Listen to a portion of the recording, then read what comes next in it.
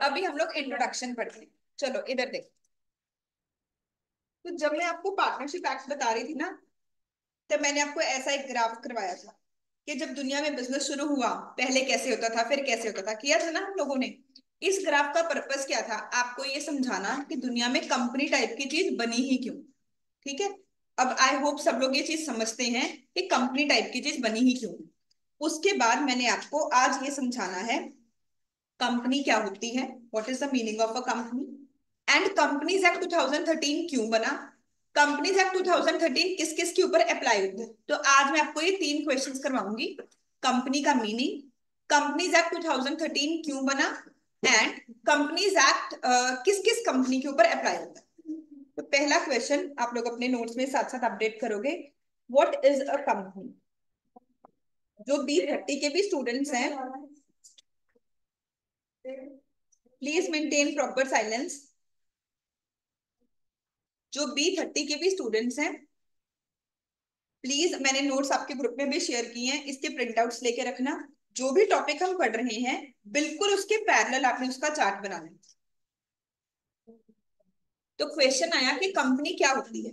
ठीक है बच्चे, कंपनी ना एक आर्टिफिशियल लीगल पर्सन है।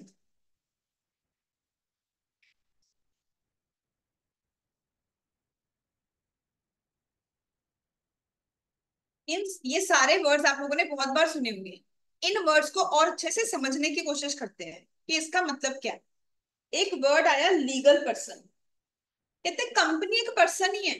जो कोर्ट है कंपनी को कैसे ट्रीट करता है, जैसे हम किसी ह्यूमन बीइंग को ट्रीट करते हैं। मतलब जो काम मैं कर सकती हूँ वो सारे काम लॉ की नजरों में कंपनी भी कर सकती है। लॉ को कोई फर्क नहीं है एक ह्यूमन बीइंग में और एक कंपनी में। मतलब कंपनी क्या कर सकती है? It can enter into contracts. Company किसी के साथ कॉन्ट्रैक्ट भी कर सकती है। जैसे हमने पढ़ा था कि अगर किसी पार्टनरशिप फर्म ने किसी के साथ कोई अग्रीमेंट करना हो, तो पार्टनरशिप फर्म किसके थ्रू एक्ट करते हैं? अपने एजेंट के थ्रू। पार्टनर के साथ अग्रीमेंट होता है। पर जो कंपनी है कंपनी के नाम पे अग्रीमेंट हो जाता है। जैसे इसका बिल्कुल सबसे अच्छा प्रैक्टिकल इम्पैक्ट क्या है? आप अपने घर में अपने फैमिली मेंबर्स, अपने फादर को बोलो कि मुझे कोई प्रॉपर्टी की रजिस्ट्री दिखाओ। जब आप कोई प्रॉपर्टी की रजिस्ट्री देखोगे, उसमें इंडिविजुअल का नाम लिखा होता है कि प्रॉपर्टी किसके नाम पे है। मान लो कोई प्रॉपर्टी पार्टनरशिप फर्म ने खरीदी, तो पार्टनरशिप फर्म रजिस्ट्री करवाने जाएगा, तो तहसीलदार बोलूंगा मैं आपके नाम पे रजिस्ट्री नहीं करूंगा, क्योंकि पार्टनरशिप फर्म एक लीगल पर्सन नहीं है। कोर्ट कहता हम नहीं इसे जानते। कहता हमें ये बताओ कितने पार्टनर्स हैं, उनका कितना शेयर है। तो लेट से हमने बताया ए का 50% शेयर है, बी का 50% शेयर है, तो रजिस्ट्री 50% ए के नाम पे होगी, 50% बी के नाम पे होगी। पर मैं बोलूं कि RMS प्राइवेट लिमिटेड ने प्रॉपर्टी खरीदी और हम रजिस्ट्री करवाने गए, तो रजिस्ट्री में मेरा कहीं पे नाम ही ना आएगा। रजिस्ट्री किसके नाम पे होगी? RMS प्राइवेट लिमिटेड के नाम पर ही होगी। तो सबसे पहला पॉइंट क्या है कि कंपनी क्या है? एक आर्टिफिशियल लीगल पर्सन। इसे और ध्यान से समझ रहे हैं कि लीगल पर्सन का मतलब ये कॉन्ट्रैक्ट कर सकती है। कैन एक्वायर एसेट्स, ये एसेट्स खरीद सकती है।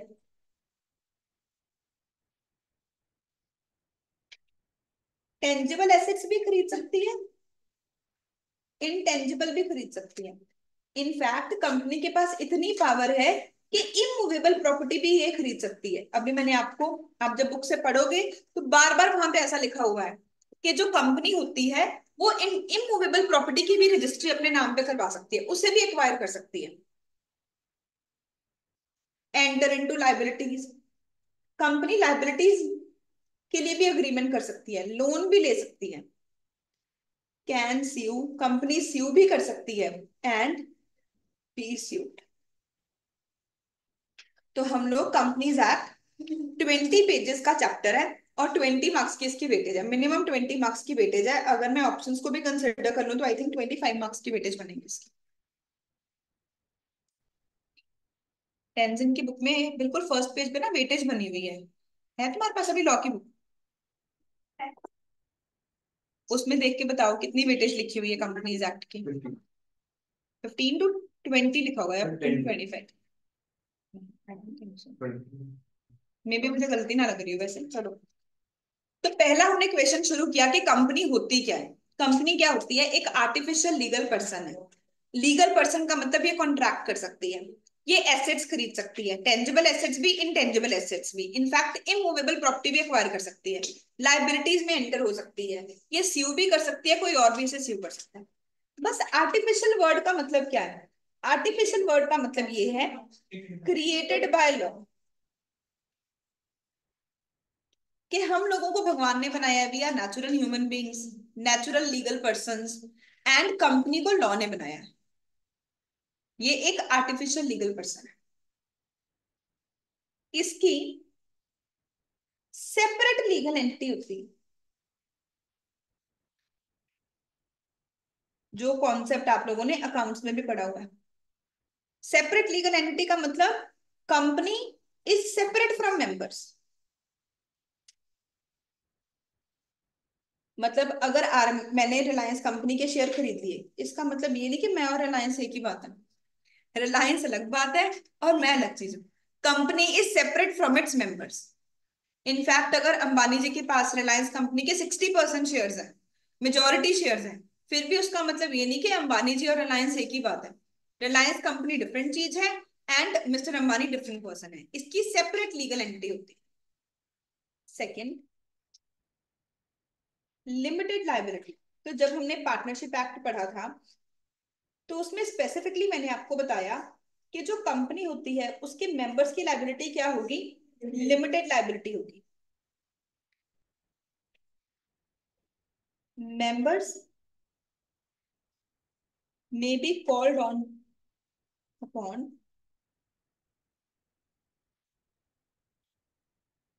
to pay up to unpaid share capital. मैं किसी मेंबर से मैक्सिमम कितने पैसे मंगवा सकती हूँ? Unpaid share capital. मान लो हमारी क्लास में एक स्टूडेंट है निष्ठा। निष्ठा ने जियो कंपनी के 10,000 शेयर खरीदे और निष्ठा ने एक शेयर परचेज किया 120 रुपीज का। उसने एप्लीकेशन के टाइम 30 रुपीज दे दिए, अलॉटमेंट के टाइम 40 रुपीज दे दिए। अब जियो कंपनी को पैसों की बहुत जरूरत है, जियो कंपनी को एक्सपेंशन के लिए और पैसे चाहिए। तो क्या वो निष्ठा को बोल सकते हैं कि तुम कंपनी की ओनर हो, तुम कंपनी के शेयर होल्डर हो, हमें 10 लाख रुपए भेजो? मेंबर्स की लाइबिलिटी क्या होगी? लिमिटेड लाइबिलिटी होगी। निष्ठा से वो मैक्सिमम कितने पैसे मंगवा सकते हैं? Unpaid share capital. 120 रुपीज का शेयर है, 70 उसने दे दिए, तो मैक्सिमम पैसे निष्ठा से कितने मंगवा सकते हैं? 10,000 इंटू 55 लाख रुपीज। समझ आई सबको बात? प्रीपेचुअल सक्सेशन 15 कंपनी की प्रीपेचुअल सक्सेशन होगी।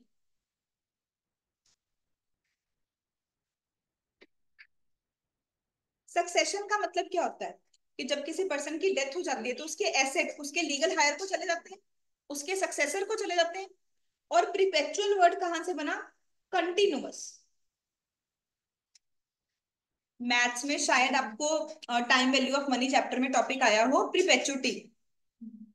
टिल डेथ जब पैसे देने होते हैं तो क्या बोलते हैं उसे? प्रीपेचुटी बोलते हैं। तो प्रीपेचुटी और प्रीपेचुअल एक ही एडजेक्टिव वगैरह ऐसे अलग अलग फॉर्म्स हैं एक ही वर्ड के। प्रीपेचुअल मतलब कंटिन्यूअस। कहते हैं अगर मान लो एक शेयर होल्डर की डेथ हो गई तो उसके शेयर किसी और को ट्रांसफर हो जाएंगे, पर कंपनी को कोई फर्क नहीं पड़ेगा। अगर जो लीगल सक्सेसर है उसकी भी डेथ हो गई तो उसके शेयर उसके सक्सेसर को ट्रांसफर हो जाएंगे, कंपनी को कोई फर्क नहीं पड़ेगा। ठीक है, मान लो डायरेक्टर की डेथ हो जाएगी, हम नया डायरेक्टर रख लेंगे। तो कहते हैं लोग आते रहेंगे जाते रहेंगे, बट कंपनी हमेशा चलती रहेगी।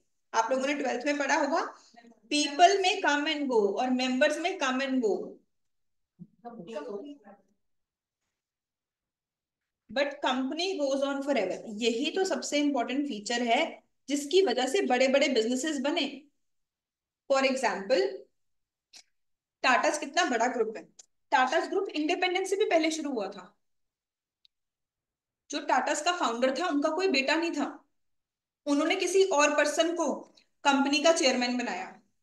जो रतन टाटा थे वो दोबारा से ओनर की लीनिएज में निकले, उनके लीनियल असेंडेंट निकले। मतलब ऐसे कोई ताया चाचा कोई बुआ पता नहीं किसका बेटा है जो कि आज रतन टाटा टाटा ग्रुप को संभाल रहा है। पर कंपनी को लोगों के आने जाने से कोई फर्क ही नहीं पड़ा। इतने बड़े बड़े बिजनेसेस क्यों बन पाए? क्योंकि ये एक आर्टिफिशियल पर्सन है, जो कि लोग आ रहे हैं जा रहे हैं पर ये फिर भी चलता रहेगा।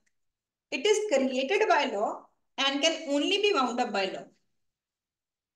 कंपनी को लॉ ही बनाता है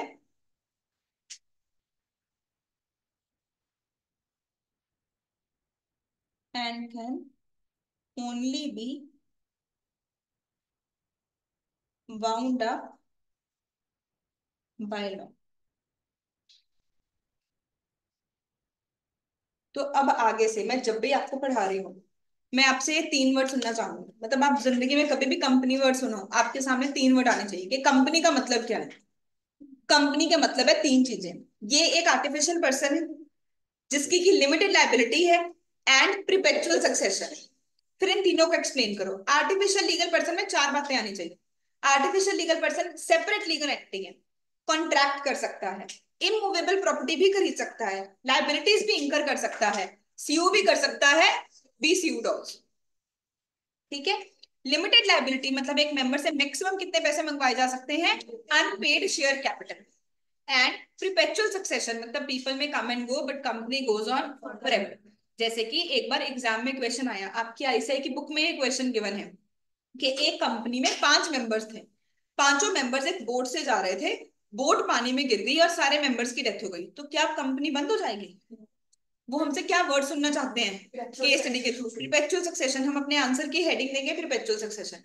हम उन्हें बताएंगे company being an artificial legal person it has perpetual succession.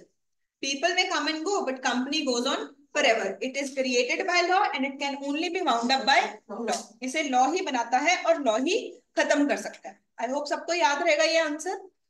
ठीक है। Last, incorporated association. हर वर्ड को समझना है, ट्वेल्थ की तरह क्रैमिंग नहीं करनी है। ये जो वर्ड सुन लिया आर्टिफिशियल लीगल पर्सन, सुना तो आपने पहले भी हुआ है, समझना है कि इसका मतलब क्या है। अब ये इनकॉर्पोरेटेड एसोसिएशन, खुद दिमाग लगाओ क्या मतलब निकल रहा है। इससे पता चलता है कि कंपनी बनती कैसे है। जैसे कि एचयूएफ कैसे बनती है। जब कोई पर्सन पैदा होता है एचयूएफ बन जाती है। मिस्टर ए के बच्चा पैदा हुआ, बेटा बेटी कोई भी है, आज की डेट में, पहले तो सिर्फ मेल मेंबर्स का राइट होता था, अब फीमेल मेंबर्स का भी राइट होता है लीगल सक्सेशन में। तो अगर मिस्टर ए के मेल और फीमेल कोई भी चाइल्ड हुआ, तो हम कहेंगे कि एक एचयूएफ बन गई। ये अपने आप ही बन जाती है, किसी को कुछ नहीं करने की जरूरत। पार्टनरशिप फर्म कैसे बनती है? अभी हमने पूरा एक्ट ही पढ़ लिया।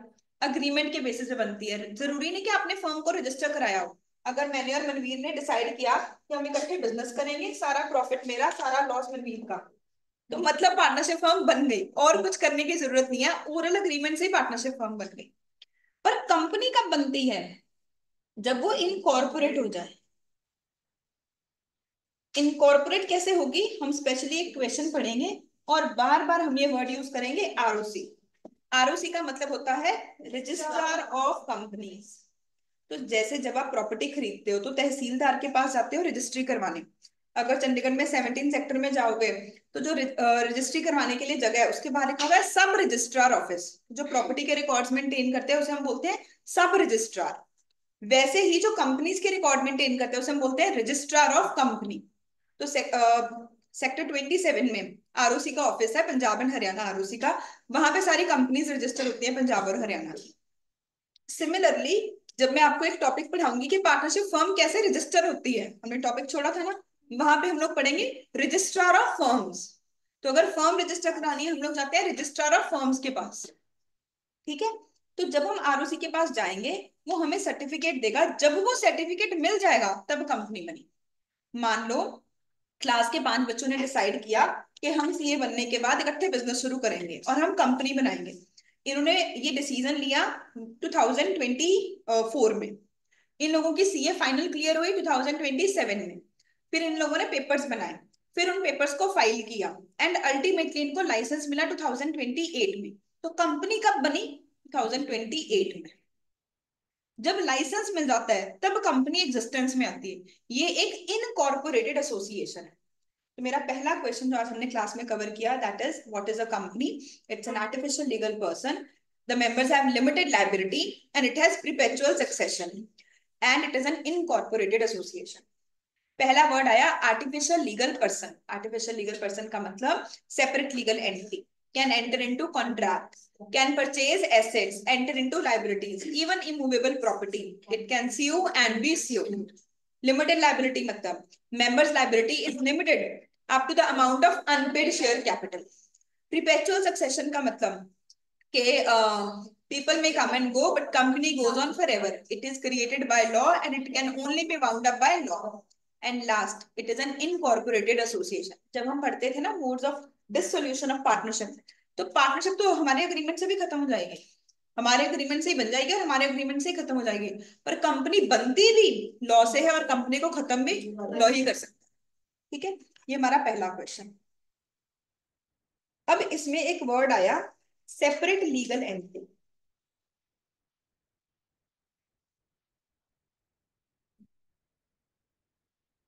मान लो नीरज का बिजनेस है, लेट से नीरज का वुड का बिजनेस,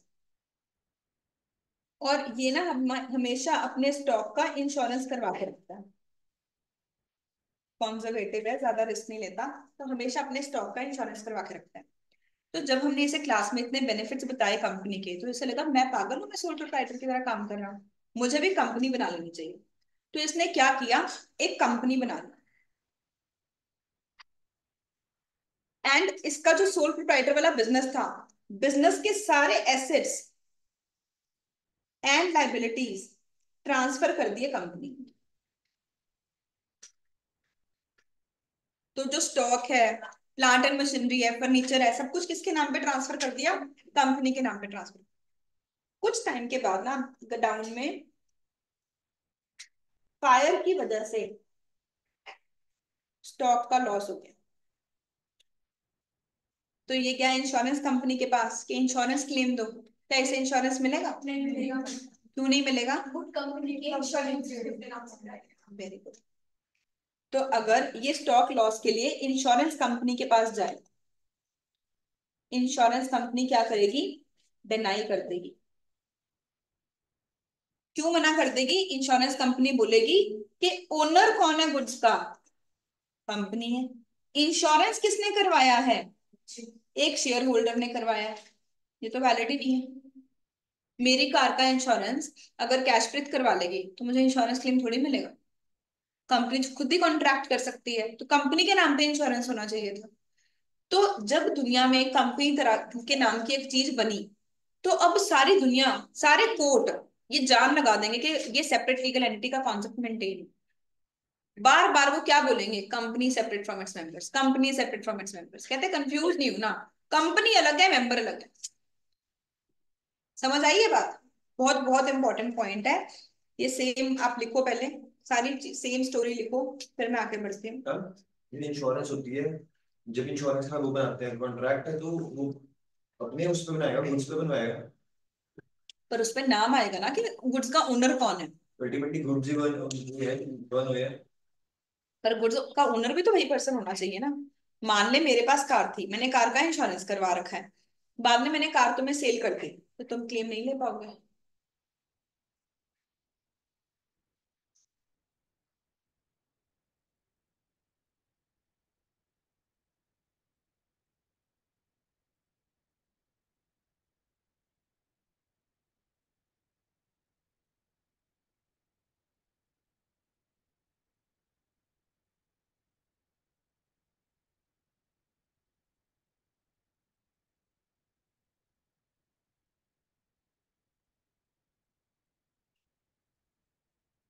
तो इस पूरे केस से हमें समझ क्या आया, जो कि आपने लाइन से याद करनी है।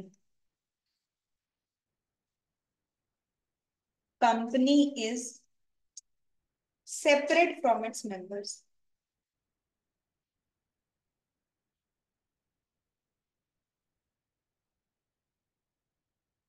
Companies assets are its own assets.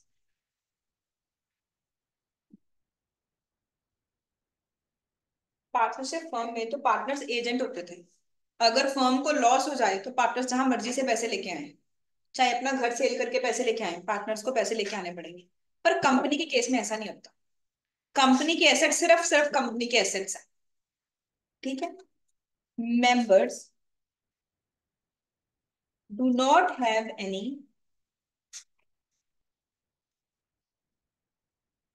Insurable interest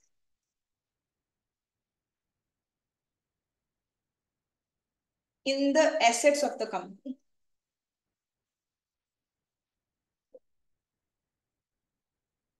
कहते हैं मेंबर्स के पास कंपनी के एसेट्स का इंश्योरेंस करने का राइट भी नहीं है।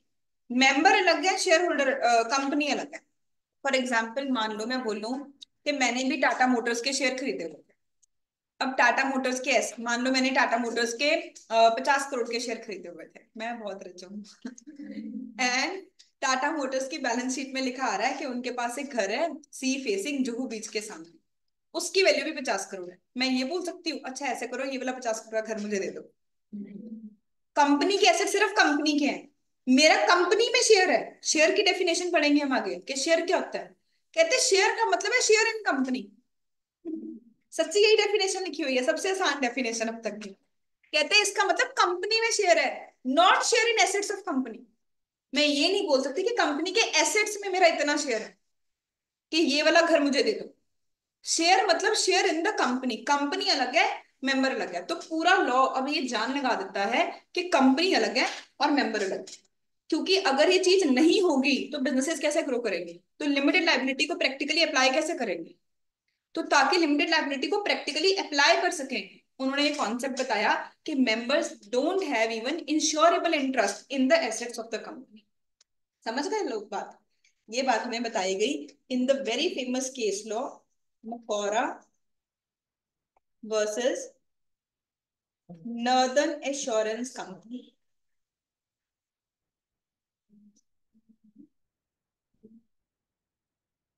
याद करना है आप लोगों ने, मकोरा वर्सेस नॉर्दर्न एश्योरेंस कंपनी। इसके साथ मैं एक डेफिनेशन भी लिखवा देती हूँ। शेयर का मतलब क्या होता है ये मैं आपको मार्च में सीए इंटर में रिपीट भी करवाऊंगी। Share in the company. अगर आप जोक आप पे नहीं था, जोक मेरे पे था। पता नहीं तुम ना एडमिशन कहाँ लोगे। आप पास तो पक्का हो जाओगे, मेहनत करो अच्छे से हो जाओगे पास। Not in assets of company.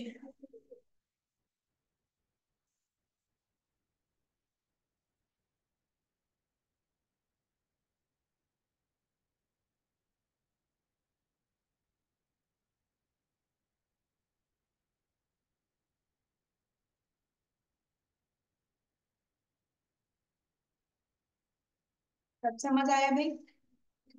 ठीक है, सेकेंड क्वेश्चन है, या सेकेंड या थर्ड मान लो। पहला क्वेश्चन था कंपनी का मतलब, उसमें एक वर्ड पकड़ लिया सेपरेट लीगल एंटिटी, उसे डिटेल में डिस्कस किया। थर्ड आ गया हमारे पास, व्हाई वाज, ये फर्स्ट पेज के बिल्कुल सामने है topic. Why was companies act 1956 replaced with companies act 2013। Companies act 1956 को कंपनीज एक्ट 2013 के साथ रिप्लेस क्यों किया गया। शायद आप लोगों ने पढ़ा होगा, पहले कभी ना कभी सुना तो होगा कंपनीज एक्ट 1956 था। क्यों किया होगा आपको क्या लगता है। कुछ कमियां होंगी उसे हटाने के लिए तो अमेंडमेंट ला सकते थे। कॉन्ट्रैक्ट एक्ट 1872 से चल रहा है। पार्टनरशिप एक्ट में अभी तक 100 रुपए की वैल्यू ही लिखी हुई है रजिस्ट्रेशन के लिए, स्यू करने के लिए। तो क्या रीजन था कि हमें कंपनीज एक्ट 1956 को कंपनीज एक्ट 2013 के साथ रिप्लेस ही करना पड़ा, ऐसी क्या प्रॉब्लम हो गई। तो बैक स्टोरी सुनोगे क्या हुआ था, मैं बताती हूँ। वेट, स्टोरी सुनो। एक कंपनी थी सत्यम कंपनी। इन्फोसिस कंपनी सबने सुनी हुई है। बिल्कुल सत्यम इन्फोसिस कंपनी भी आईटी की सर्विसेज देती है, सत्यम कंपनी भी आईटी की सर्विसेज देती है। बहुत बहुत ज्यादा ग्रो कर गई। हैदराबाद के एक पर्सन ने एक कंपनी बनाई, रामलिंगा राजू उनका नाम था। एंड बहुत सक्सेसफुल हुई, बहुत ज्यादा उसने जीपी रेट से मतलब एक्सपोनेंशियल ग्रोथ की।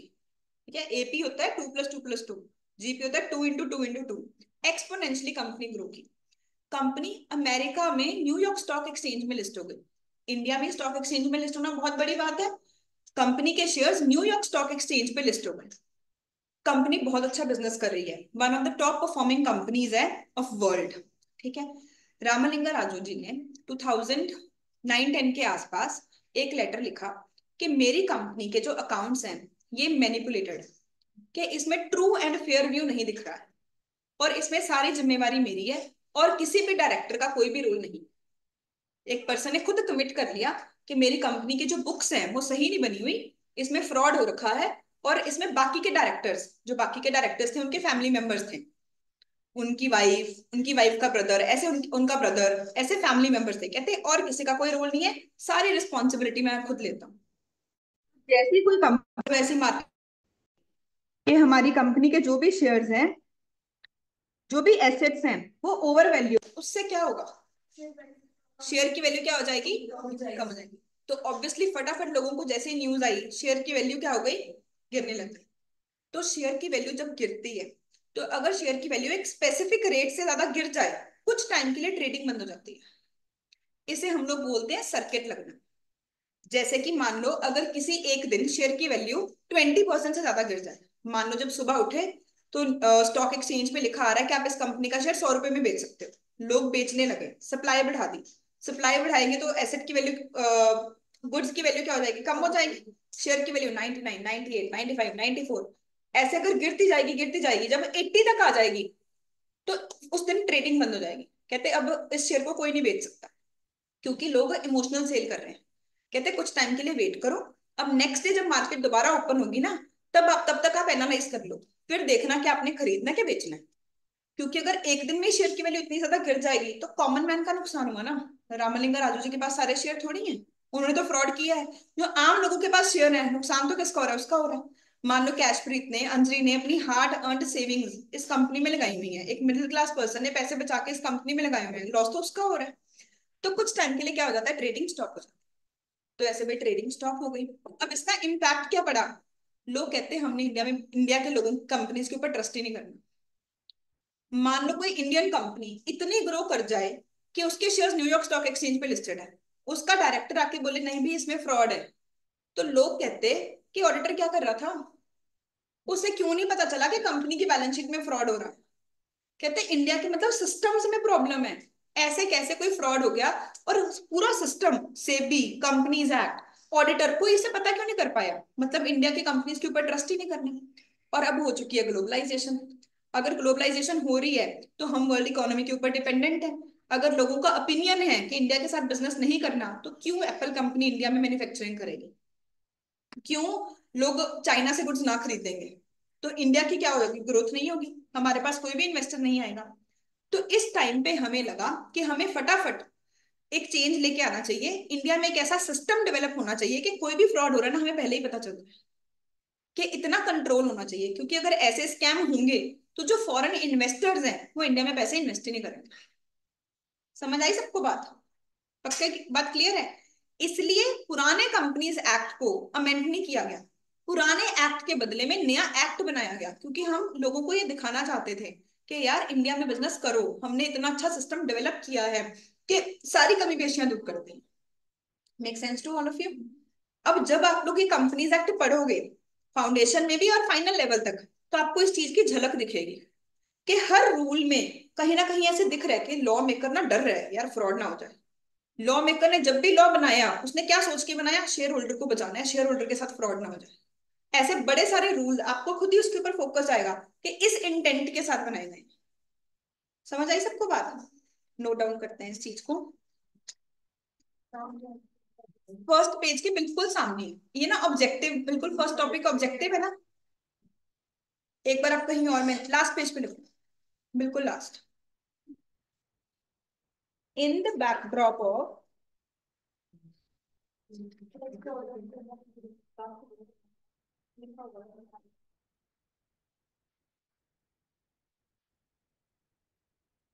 सत्यम स्कैम, हर्षद मेहता स्कैम सबने सुना हुआ है। एग्जाम से फ्री होके ढंग की सीरीज देखना, सब लोग देखना हर्षद मेहता स्कैम। तुम्हें कंपनीज एक्ट की नॉलेज ही बढ़ जाएगी, तुम्हें सेंस समझ आ जाएगी कंपनीज एक्ट, कंपनी में होता क्या है। एक हर्षद मेहता स्कैम की सीरीज है, आई थिंक सोनी टीवी पे अवेलेबल है, बहुत अच्छी सीरीज है। आई वन, हाँ सुनी लिपि। आई डोंट नो तुम लोगों ने कैसे नहीं देखी, इतनी वेब सीरीज देखते हो तुम लोग। और एक गुरु मूवी देखना, अंबानी जी के ऊपर बेस्ड है, बहुत अच्छी मूवी, उससे भी कंपनी की बहुत सेंस बनेगी। क्या? बिग बुल, हम मुझे मैंने हर्षद मेहता देखी हुई है तो मुझे वो ज्यादा अच्छी लगी, पता नहीं बिग बुल कैसा है। वो भी है, बिग बुल भी है, उसके वो बारे में ही है। In the backdrop of Satyam scam, it was necessitated, ये जरूरी हो गया था, that companies act 1956 is replaced with Companies Act 2013 to bring, इससे हम इंडिया में दो चीजें लेके आना चाहते थे। कॉर्पोरेट गवर्नेंस, जैसे किसी कंट्री में गवर्नमेंट चलती है, तो मान लो कोई अच्छा परफॉर्म नहीं करता, हम उसे अगली बार वोट ही नहीं डालते। ऐसा सिस्टम है ना कि हमें सब कुछ अपने आप ठीक हो जाता है, ऐसे कंट्रोल सेटअप किए गए हैं। वैसे ही कहते कंपनी में भी ऐसा हम सिस्टम बनाएंगे कि कॉर्पोरेट अच्छे से गवर्न हो रही है, जैसे कंट्री गवर्न होती है वैसे कॉर्पोरेट्स गवर्न हो रही है। And ease of doing business in India, ये मनमोहन सिंह जी लेके आए थे इंडिया में। मनमोहन सिंह जी ने इंडिया को बहुत सारे गिफ्ट्स दिए हैं, Aadhaar card, GST, mid day meal, ये सारे मनमोहन सिंह जी के गिफ्ट्स हैं। इम्प्लीमेंट कुछ गिफ्ट्स बाद में हुए।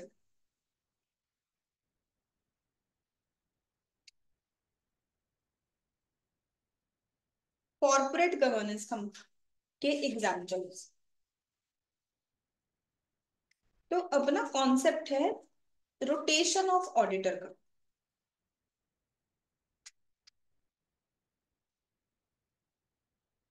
रोटेशन ऑफ ऑडिटर के कॉन्सेप्ट में क्या है कि कोई भी पर्सन अगर किसी कंपनी का ऑडिट करता है, 5 साल बाद में ऑडिटर बदलना पड़ेगा। कोई भी पर्सन कंटिन्यूअसली 5 साल से ज्यादा ऑडिट नहीं कर सकता। इसे प्रैक्टिकली समझो। मान लो राधिका सीए बन गई, इसे किसी कंपनी का ऑडिटर बना दिया, तो पहली बार जब इसने बैलेंस शीट के ऊपर साइन करना होगा, बहुत सोच समझ के साइन करेगी, क्योंकि ऑब्वियसली हमारा लाइसेंस कैंसिल हो सकता है। डिटेल में सारी चीजें चेक करेगी। सेकेंड ईयर, थर्ड ईयर, ये डिटेल में बुक्स चेक करेगी कि ट्रू एंड फेयर व्यू दिख रहा है कि नहीं, कोई फ्रॉड तो नहीं हो रहा, बुक सही से बनी है कि नहीं, फिर साइन करेगी। मान लो ये किसी कंपनी का 20 साल से ऑडिट कर रही है, तो ये थोड़ी ढीली पड़ जाएगी।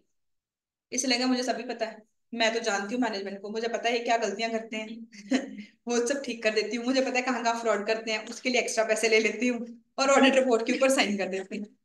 ऐसा ही होगा ना।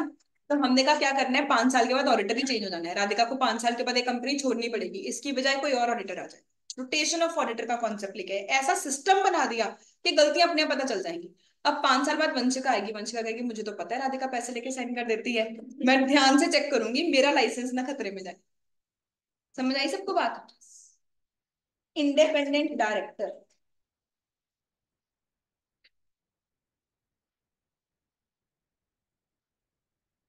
कोई भी कंपनी में फ्रॉड होता है तो सबसे पहले किसे पता चलेगा? है ना। सारे काम कहाँ पे हो रहे हैं, एक मीटिंग में डायरेक्टर्स बैठ के सारा काम कर रहे हैं। लेट्स से ये आरएमएस की बोर्ड मीटिंग चल रही है, हम लोग प्लान कर रहे हैं कि अगले साल हम लोग कहाँ कहाँ बिजनेस करें, कैसे मार्केटिंग करें, हमारे क्या टारगेट्स हैं, हम सब कुछ डिस्कस कर रहे हैं। अगर हम लोगों ने कोई भी फ्रॉड करना होगा तो वो भी हम इसी मीटिंग में डिस्कस करेंगे, राइट। अब अगर मान लो एक थर्ड पर्सन आके बैठ जाए, मान लो चंडीगढ़ का कमिश्नर, वो बोले कि मैं इंडिपेंडेंट डायरेक्टर हूँ, मैं आरएमएस की हर मीटिंग में बैठूंगा, क्या आपको लगता है फ्रॉड होने के चांसेस कम होंगे? इसे हम लोग क्या बोलते हैं, इंडिपेंडेंट। इंडिपेंडेंट मतलब जिसका कंपनी के साथ कोई रिश्ता नहीं। ऐसे ही कोई सोसाइटी में पर्सन है बहुत रेपुटेशन वाला, आपको उसे डायरेक्टर बनाना पड़ेगा। तो सारी लिस्टेड कंपनीज के लिए, बड़ी बड़ी कंपनीज के लिए कंपलसरी है कि आपको एक इंडिपेंडेंट डायरेक्टर, एक दो कईयों के एक कईयों के दो, इतने डायरेक्टर रखने ही पड़ेंगे। तो जो इंडिपेंडेंट डायरेक्टर होता है वो आपकी मीटिंग में आके बैठेगा। फॉर एग्जाम्पल, कोई रिटायर्ड आर्मी का हेड, कोई retired navy navy officer, and कोई रिटायर्ड प्रिंसिपल, जिन लोगों को पता है कि आपकी छोटी सी गलती का सोसाइटी पे कितना बड़ा इम्पैक्ट पड़ सकता है, वो आपकी कंपनी की मीटिंग्स में आके बैठेंगे। और अगर कोई फ्रॉड हो रहा होगा वो लोगों को जाके बता देंगे, इंटरव्यूज देंगे, प्रेस रिलीज करेंगे। सिमिलरली कॉन्सेप्ट बनाया गया विसल ब्लोइंग का।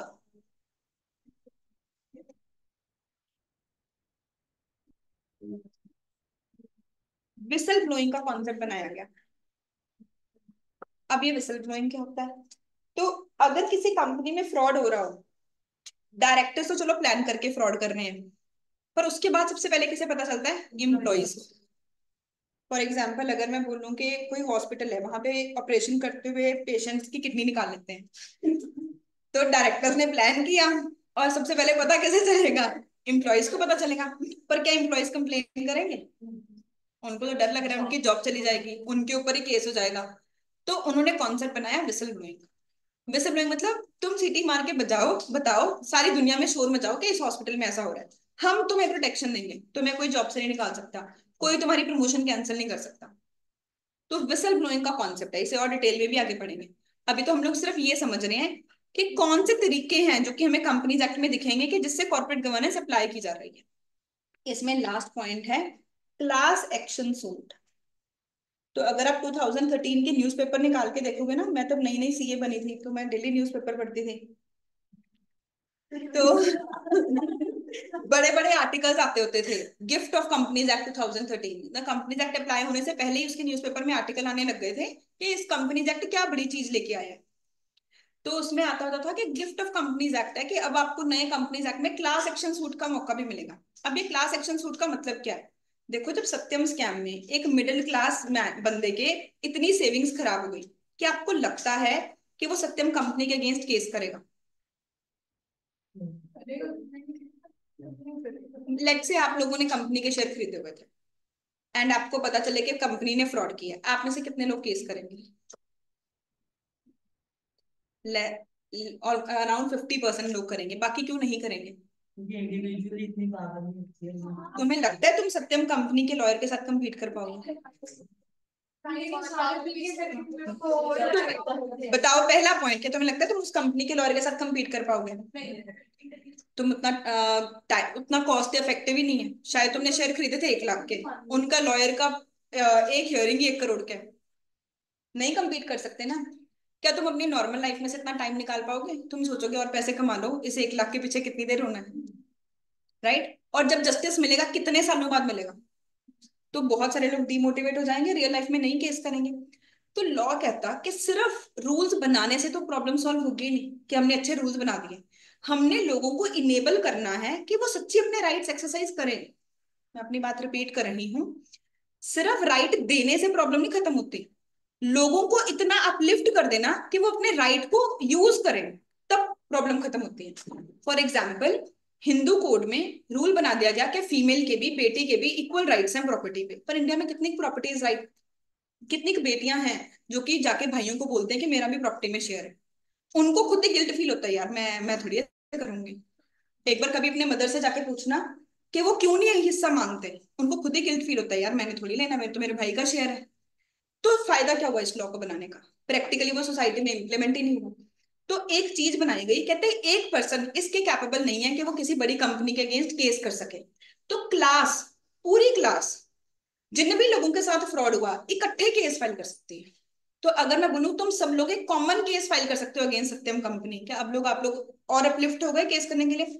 These are 4 examples of corporate governance. Make sense to all of you? जो अभी तक पढ़ा सब रिवाइज करो।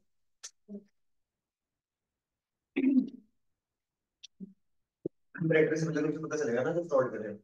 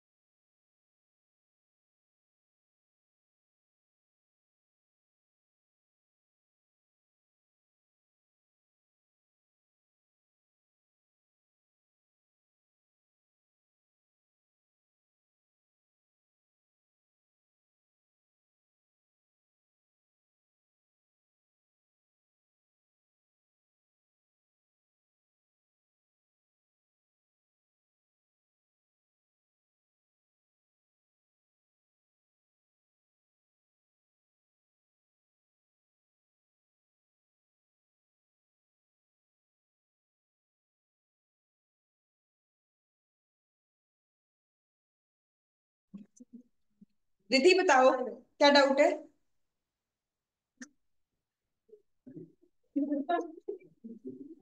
Ma'am like in the case of Vijay Mallya, तो उनके भी केस में ऑडिटर तो चेंज होते रहते होंगे, तो वो इतने पैसे लेकर कैसे भाग गए फिर इंडिया का? बच्चे एक्चुअली ना, कंपनीज एक्ट के अलावा और भी बहुत सारे एक्ट्स हैं। तो विजय माल्या जी सिटीजन हैं यूके के। तो अगर कोई पर्सन किसी कंट्री का सिटीजन हो, वो कंट्री उसे प्रोटेक्शन प्रोवाइड करती है। उसे हम क्या वर्ड यूज करते हैं, मुझे वर्ड नहीं याद आ रहा। असाइलम। असाइलम प्रोवाइड करती है, तो उनको असाइलम मिला हुआ है। बहुत सारे पॉलिटिकल फैक्टर्स भी हैं। जल्दी रीड करो बच्चे, शुरू से अंत तक। मैं तो उसके बाद असाइलम का तो वापस नहीं आ सकते हैं। अगर आएगा तो गवर्नमेंट रोक सकती है उसे, पर गवर्नमेंट ये नहीं बोल सकती, इंडिया की गवर्नमेंट यूके की गवर्नमेंट को नहीं बोल सकती कि इसे विजय माल्या को इंडिया भेजो। लेट से मैं फ्रॉड करके लंदन चली जाऊं, मैं सिटीजन इंडिया की हूँ। अगर इंडियन गवर्नमेंट ऑर्डर दे यूके की गवर्नमेंट को कि एनी को इंडिया वापस भेजो, उन्हें मुझे भेजना ही पड़ेगा। पर अगर मैं सिटीजनशिप भी लंदन की ले लूं, तो अब इंडिया की गवर्नमेंट का मेरे ऊपर कोई कंट्रोल नहीं। बहुत लोग डॉक्टर करके अमेरिका जाते हैं, क्या करते हैं, मैं जाहिर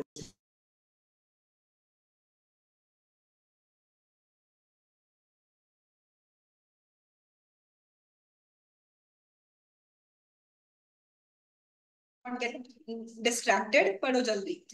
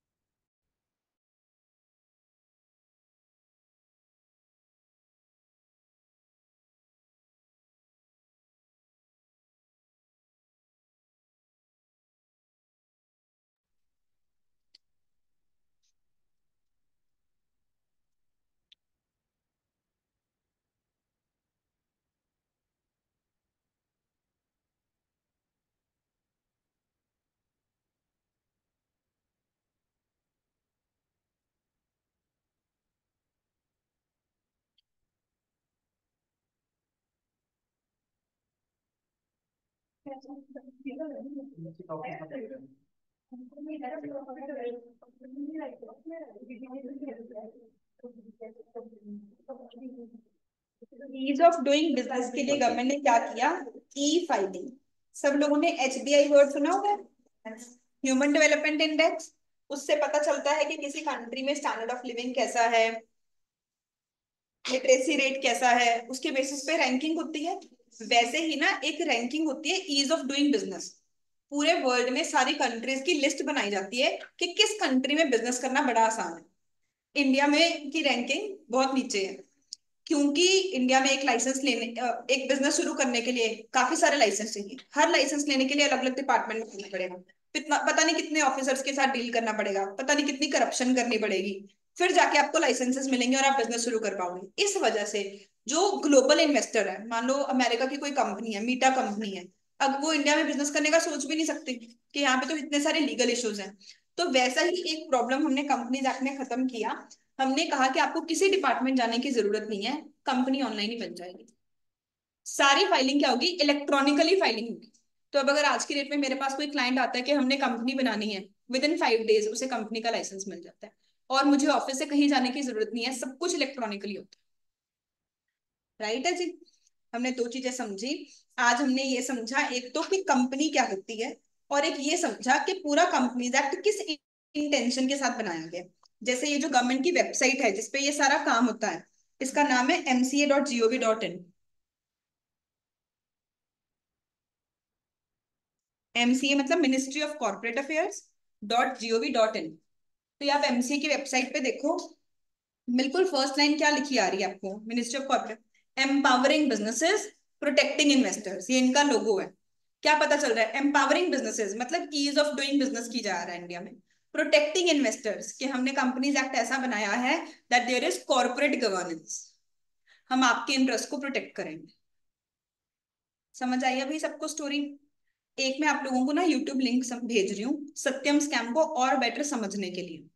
उससे आपको सत्यम स्कैम की भी समझ आएगी, बिजनेसेस की और बेटर समझ आएगी, और एक और बहुत इंपॉर्टेंट चीज जिसके बारे में हम कल डिस्कशन करेंगे। कल हम इस टॉपिक को आगे करेंगे। इसके बारे में अब एक ओवरव्यू देती हूँ कि पूरे कंपनीज एक्ट में है क्या। सारे स्टूडेंट ने ना, चाहे आपके 12th के बोर्ड्स हैं, चाहे आपके बीकॉम एग्जाम चल रहे हैं, कंपनीज एक्ट बहुत ध्यान से लगाना और डेली क्लास लगानी ही लगानी है। मैक्सिमम मैं आपकी 10 क्लासेस लूंगी, मैक्सिमम बोल रही हूँ 10 क्लासेस, मतलब नवंबर में हम कंपनीज एक्ट खत्म कर, नवंबर या फर्स्ट सेकंड दिसंबर तक हम कंपनीज एक्ट खत्म कर लेंगे। इसमें 3 पार्ट्स में सिलेबस डिवाइड किए। पहला पार्ट है इंट्रोडक्शन, इसमें हमने समझना है कंपनी क्या होती है, सेपरेट लीगल पर्सन क्या होता है, क्या कोई ऐसी एक्सेप्शंस हैं जब हम बोलें कि नहीं सेपरेट लीगल पर्सन नहीं लगेगा। फॉर एग्जाम्पल सत्यम स्कैम में जब रामालिंगा राजू जी बोल रहे हैं कि मैंने फ्रॉड किया, तो क्या इसका मतलब पेनल्टी कंपनी के ऊपर लगे? इस केस में पेनल्टी हम किसके ऊपर लगाएंगे? द डायरेक्टर के ऊपर। कहता मैं तो अलग पर्सन हूँ, कंपनी अलग पर्सन है, मैं अलग पर्सन हूँ, फ्रॉड तो कंपनी में हुआ है, मेरे से थोड़ी पेनल्टी रिकवर करोगे। हम कहेंगे नहीं, कुछ ऐसे एक्सेप्शनल सिचुएशंस हैं जब हम सेपरेट लीगल पर्सन को नहीं मानेंगे। तो ये सब हमारे इंट्रोडक्शन में आएगा। कंपनी क्या होती है, सेपरेट लीगल पर्सन, उसकी एक्सेप्शंस, शेयर क्या होता है, टाइप्स ऑफ शेयर क्या होते हैं, equity share, preference share, types of share capital क्या होती है। सेकेंड टॉपिक जिसमें से कि 10 नंबर का पेपर आएगा, 15 से 20 नंबर का कंपनीज एक्ट आना है, और सेकंड टॉपिक में से 10 नंबर का पेपर आना है, टाइप्स ऑफ कंपनीज। कंपनीज किस किस टाइप की होती है।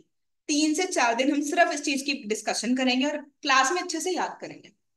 एंड थर्ड हिस्सा वुड बी कंपनी बनती कैसे है और इसकी कुछ इंपॉर्टेंट डॉक्यूमेंट्स के बारे में ये सीखेंगे। राइट है? Okay, thank you so much. Please make sure सबके पास प्रिंटेड नोट्स। Take care.